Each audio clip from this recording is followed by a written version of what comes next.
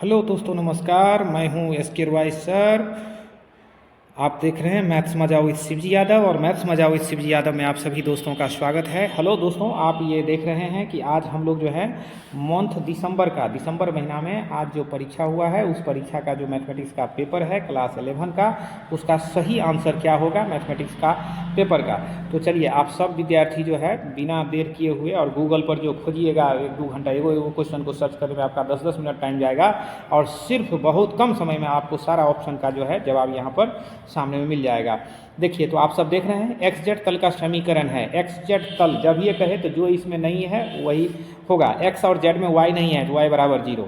देखो, अगला कह रहा है the coordinate of any point lying on the x axis. X axis पर कोई भी पॉइंट लाई करेगा तो उसका कोऑर्डिनेट हो जाएगा x 0 0, यानी y और z 0 हो जाएगा। कह रहा है किस स्थान में है, तो चलिए इसका तो इनमें से कोई नहीं जवाब होगा। मूल बिंदु से बिंदु इतना के दूरी, तो ये इसका 5 ही होगा। कह रहा है कि द प्लेन इतना cuts y axis at which of the following, तो ये y एक्सिस को कट करेगा 0 3 0 पर। कहाँ पर कट करेगा बाबू? 0 3 0। दो इक्वेशन के बीच जो स्ट्रेट लाइन होता है, दो स्ट्रेट लाइन परपेंडिकुलर होता है तो उसके स्लोप का प्रोडक्ट -1 होता है। तो इसका 6 का C हो गया। चलिए हम लोग 7 से अब देखेंगे। Which of the following is the equation of the ellipse? Ellipse का इक्वेशन आपको कह रहा है, तो ये इलिप्स का इक्वेशन जो है यहाँ पर 7 नंबर जो है इलिप्स का इक्वेशन हो जाएगा। The diameter of the circle, यहाँ 36 है तो 6 का स्क्वायर, तो r हो गया 6, तो डायमीटर हो जाएगा 12। डायमीटर जानते हो ना, रेडियस का डबल होता है ना, d बराबर 2r होता है। चलो आगे देखो, the distance between the points this and this is. तो इसका तो हम बता ही दिए कि निकाल करके कि इसमें से कोई ऑप्शन नहीं होगा, ये क्वेश्चन गलत करके दे दिया है। निम्नलिखित में कौन, चूंकि आंसर भी हम तुमको लिख देते हैं, आंसर 101 है, √101। कह रहा है which of the following is the equation of A parabola. Parabola का इक्वेशन पूछ रहा है, तो ये हो जाएगा। कह रहा है कि the arithmetic mean of first and natural number is, तो उसका ये हो जाएगा n+1/2 हो जाएगा। अब यहाँ x टेंस टू 0 है तो यहाँ 0 डालोगे तो ये 0 हो जाएगा। 5 + 0 = 5 है ना, ये 12 का B जो है ऑप्शन हो जाएगा। चलो हम लोग जो है अगला देखते हैं। 13 नंबर से कह रहा है the ratio of the standard deviation arithmetic mean, तो ये कोफिशिएंट ऑफ वेरिएशन होता है इसका आंसर, है ना। कह रहा है कि if the variance of a distribution is 1.21 then the standard deviation, तो स्टैंडर्ड डेविएशन 1.1 हो जाएगा, स्क्वायर रूट उसका हो जाएगा। The slope of the straight line देखो -3/4 हो जाएगा। उसके बाद the range of the data इतना, तो सबसे बड़ा 18, सबसे छोटा 3, तो 18 × 3 = 15 हो जाएगा। यदि किसी त्रिभुज के शीर्ष, यानी इसका वर्टेक्स जो है ट्राइंगल का आपको दे रखा है, तो आपको एरिया का रहा है फाइंड करने के लिए, तो ये एरिया हो जाएगा।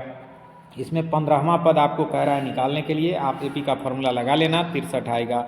4 और 64 का ज्योमेट्रिक मीन कह रहा है, तो 4 का 2 हो गया, 64 का 8, दोनों को गुना कर दो, 8 दूना 16। बिंदु इतना और इतना को मिलाने वाली रेखा खंड के मिड पॉइंट का कोऑर्डिनेट कर रहा है, तो मिड पॉइंट का कोऑर्डिनेट क्या होता है बाबू?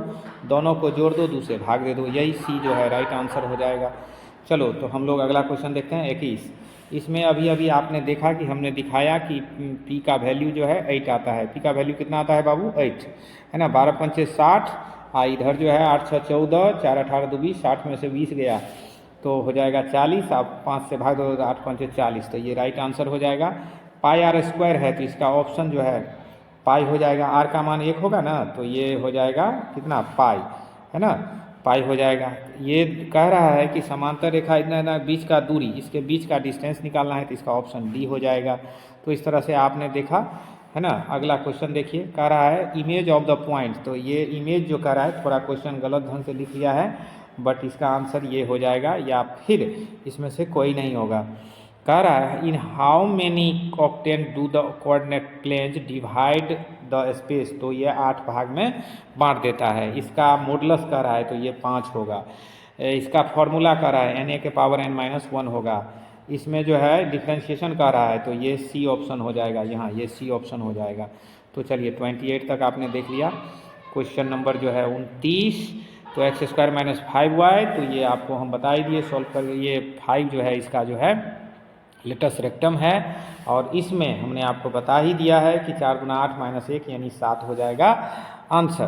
तो प्यारे दोस्तों, आपको अभी 11 का 30 क्वेश्चन का आंसर मैंने आपको ऑब्जेक्टिव का सही सही बता दिया है। आप सब इसको अपने अपने आंसर से मिला सकते हैं। Thank you. जय हिंद, जय भारत।